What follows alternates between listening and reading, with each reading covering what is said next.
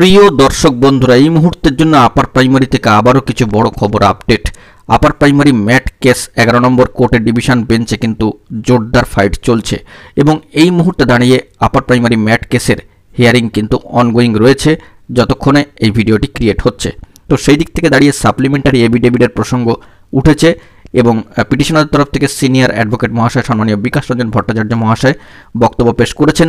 এই মুহূর্তে দাঁড়িয়ে কোর্টরুমের যে চিত্রটা উঠে আসছে তার সব থেকে গুরুত্বপূর্ণ, এবার কিন্তু মঞ্চের তরফ থেকে সম্মানীয় বিশিষ্ট আইনজীবী কল্যাণ বাবু তিনি কিন্তু বলছেন, বিশিষ্ট আইনজীবী এবং সম্মানীয় সাংসদ তিনি তার বার্তা পেশ করছেন এবং সাপ্লিমেন্টারি এফিডেভিট প্রসঙ্গে জোরদার ফাইট কিন্তু তিনি দিচ্ছেন, বিশেষ বক্তব্য পেশ করছেন।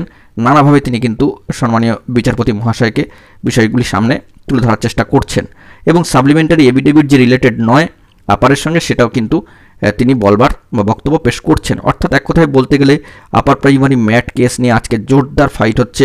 কার্যত সম্মানীয় সিনিয়র অ্যাডভোকেট কমিশনের তরফ থেকে সম্মানীয় সিনিয়র অ্যাডভোকেট এস.এন. মুখার্জি মহাশয় যদি উপস্থিত থাকেন, তিনি বক্তব্য দিয়ে দিলেই কিন্তু আজকের মতো এই কেস মোটামুটি একটা কনক্লুশনের দিকে হাঁটবে, অর্থাৎ এই ম্যাটারটি কিন্তু ইতি ঘটবে বা সমাপ্তির পথে এগিয়ে যাবে, এরকম কিন্তু সম্ভাবনা মনে করা হচ্ছে।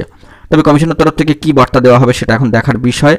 তবে এই মুহূর্তে মঞ্চের তরফ থেকে সম্মানীয় কল্যাণবাবু কিন্তু তিনি বার্তা পেশ করছেন এবং সাপ্লিমেন্টারি এফিডেভিট বিষয়ে নানাভাবে কিন্তু বক্তব্য পেশ করছেন এবং বিশিষ্ট সম্মানীয় বিচারপতি মহাশয়কে বিষয়গুলি বোঝাবার চেষ্টা করছেন।